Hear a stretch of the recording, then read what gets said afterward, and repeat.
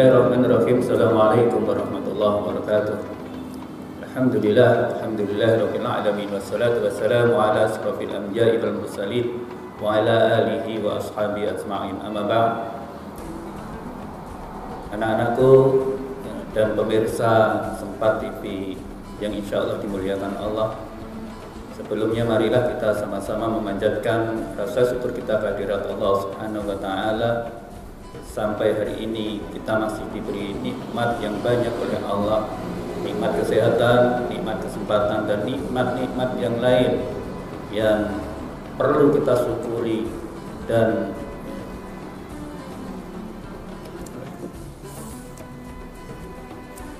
nikmat-nikmat yang lain yang harus kita syukuri. Ya, marilah dengan mengucap hamdalah, alhamdulillahirabbil alamin.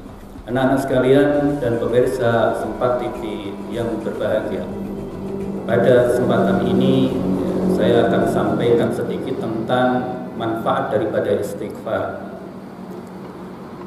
Ma'asyiral muslimin, anak-anak pemirsa Sempat TV yang berbahagia, tidak ada manusia yang sempurna. Semua manusia pasti punya dosa. Dan sebaik-baik manusia yang punya dosa adalah yang mau bertobat kepada Allah dengan banyak beristighfar kepadanya. Banyak sekali keistimewaan istighfar yang kita dapat. Di antaranya pada kesempatan ini saya akan sampaikan sebuah cerita tentang penjual roti. Bagaimana dengan melazimkan istighfar, maka keinginannya semua dikabulkan oleh Allah tanpa diketahuinya. Pada suatu hari Imam Ahmad bin Hanbal adalah seorang ulama besar yang dikagumi, disegani pada waktu itu. Suatu saat beliau pergi ke Baghdad dengan tanpa tujuan. Entah kenapa Allah menggerakkan beliau ke kota Baghdad. Sesampainya di Baghdad, Imam Ahmad kemudian mampir ke masjid, sholat di masjid tersebut. Nah, ketika sholat maghrib, kemudian dilanjutkan dengan sholat isya. Karena kelelahan, Imam Ahmad bin Hanbal ini mau istirahat, tidur di masjid. Namun oleh penjaga masjid diusir, tidak boleh tidur di situ, karena tidak tahu kalau penjaga masjid ini tidak tahu kalau beliau adalah Imam Ahmad bin Hanbal. Maka tidak jadi tidur di masjid, tidur di luar masjid pun kemudian juga di emperan masjid kemudian juga diusir oleh penjaga masjid. Nah, ada seorang yang tahu bahwa Imam Ahmad bin Hanbal ini mau istirahat di masjid, tapi tidak diperbolehkan oleh penjual roti. Maka diampirkan gitu, suruh tidur di tempatnya, karena tempatnya toko rotinya itu dekat dengan masjid. Wahai Syekh, silakan. Saya tidur di toko saya saja. Maka pergilah Imam Ahmad bin Hanbal ini ke toko tukang roti tersebut. Nah, sesampainya di toko pada malam hari itu, Imam Ahmad bin Hanbal memperhatikan apa yang dikerjakan oleh si tukang roti tersebut, bahwa dari lisannya itu terus melafalkan istighfar. Apapun yang dilakukan, maka lisannya itu terus melafalkan istighfar. Maka Imam Ahmad bin Hanbal bertanya kepada tukang roti tersebut, wahai tukang roti, berapa lama sudah berapa lama amalan ini engkau lakukan? Saya sudah lama sekali melakukan amalan ini. Memangnya kenapa? Dan apa yang kau dapatkan, kata ya Imam bin Hanbal. Saya keinginan saya semua dikabulkan oleh Allah. Namun ada satu keinginan saya yang sampai hari ini belum dikabulkan oleh Allah, kata tukang roti tersebut. Apa itu kiranya keinginan yang belum dikabulkan oleh Allah itu? Saya dari dulu itu pengen ketemu dengan ulama besar, pengen ketemu dengan Imam Ahmad bin Hanbal, kata pemilik atau tukang roti tersebut. Subhanallah, Masya Allah. Aku inilah Imam Ahmad bin Hanbal, kata orang yang menginap di tokonya tadi.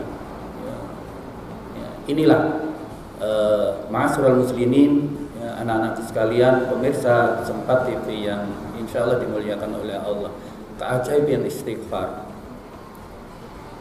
Doa kita, keinginan kita itu akan dikabulkan oleh Allah dengan tanpa disangka-sangka. Ternyata Allah datangkan Imam Ahmad bin Hanbal justru sampai ke tokonya atau ke rumahnya. Inilah satu kisah pertama yang saya sampaikan. Ada kisah lain, yaitu di daerah Kashmir, daerah India gitu ya. Ada seorang ibu yang mempunyai anak dan anaknya ini sakit, yaitu sakit tulang.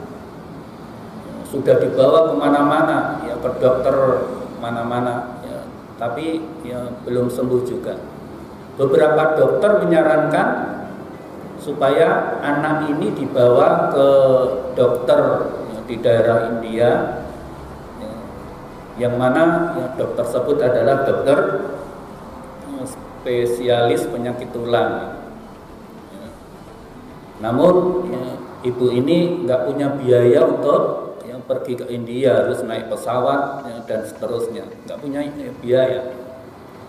Namun ibu ini adalah orang yang sering melafalkan istighfar. Jadi punya keistimewaan amalan istighfar, senantiasa dilafalkan. Nah, suatu saat dokter spesialis tulang dari India ini ada acara di daerah Kashmir, melewati daerah Kashmir, harus melewati daerah Kashmir, naik pesawat. Nah, tiba-tiba pesawatnya itu ada terserang badai dan tidak bisa melanjutkan perjalanan, harus turun dulu di daerah Kashmir. Maka apa boleh buat, karena ada halangan tersebut. Namun dokter ini harus dikejar waktu, karena seminarnya harus menghadiri seminarnya itu harus harus tepat waktu. Maka jarak antara bandara dengan tempat seminarnya itu masih sekitar 6 jam gitu. Maka harus juga naik mobil. Tapi apa? Baru saja meninggalkan bandara, juga terhalang oleh badai tersebut. Harus hujan lebat, kemudian harus istirahat dulu, harus istirahat. Nah, harus istirahat, mampir di sebuah rumah penduduk, di sebuah rumah yang reot, yang dihuni oleh seorang ibu dan anaknya gitu ya. Maka mampirlah di situ. Kemudian dijamu oleh ibu tersebut. Nah, dokter tadi mendengar rintihan dari seorang anak yang menangis. Maka tanyalah dokter ini kepada si ibu tadi, ibu itu siapa? Kenapa? oh itu adalah anak saya. Nah kenapa? Anak saya itu sakit tulang, sudah saya bawa kemana-mana. Semua dokter itu menyarankan agar anak saya itu dibawa ya ke India, dokter fulan ahli spesialis tulang. Maka ya, dokter ini kaget. Ya, ketahuilah, ya, wahai ibu, dokter tersebut adalah saya. Ya, luar biasa. Ya, Allahu Akbar.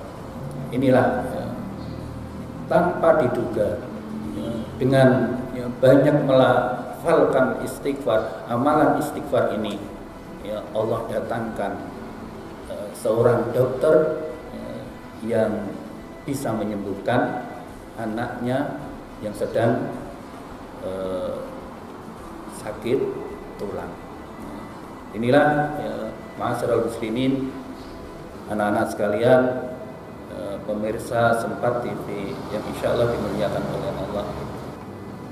Maka marilah kita lazimkan untuk senantiasa lisan kita beristighfar kepada Allah dengan memohon ampun kepada Allah. Astagfirullah, astagfirullah, astagfirullahaladzim wa atubu ilaih. Astagfirullahaladzim. Mudah-mudahan ya, sekelumit ya, kisah ini ada manfaatnya. Ya, mohon maaf atas segala kekurangannya. Billahi taufiq wal hidayah. Assalamualaikum warahmatullahi wabarakatuh.